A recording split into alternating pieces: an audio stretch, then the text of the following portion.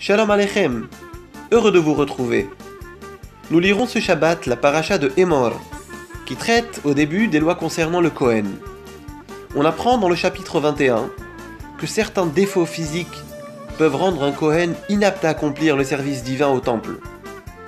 Je vous rappelle que ce sont les Kohanim qui s'occupaient de toute la gestion des sacrifices, du nettoyage, des ustensiles de la Ménorah et de tout ce qui a trait au service dans l'enceinte du sanctuaire du Mishkan ou du temple, le Beth Amikdash. Mais les versets 16 à 21 nous expliquent la chose suivante. Asher yebomum lo ikrav. Celui sur qui sera un défaut ne s'approchera pas.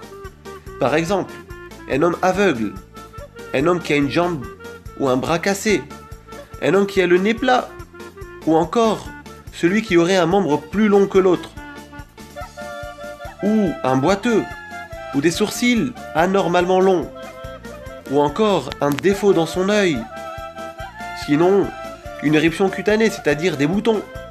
Dans tous ces cas, et d'autres encore, le Kohen sera impropre, ne pourra pas s'adonner au service de Dieu.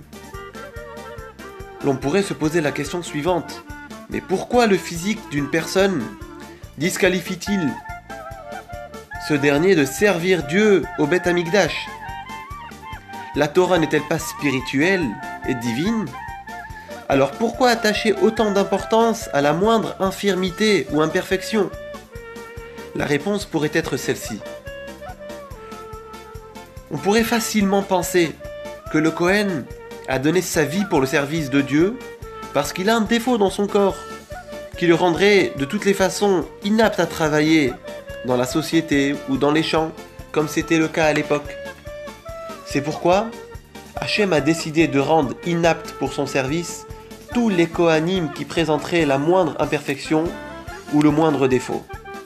Ainsi, tout le monde aura compris que choisir de servir Dieu, d'étudier la Torah, de pratiquer les mitzvot, les commandements divins, n'est pas un choix que l'on fait par dépit, mais plutôt un choix par fierté, un choix honorable. Voilà, parlez-en avec vos amis et avec votre famille. Shabbat Shalom.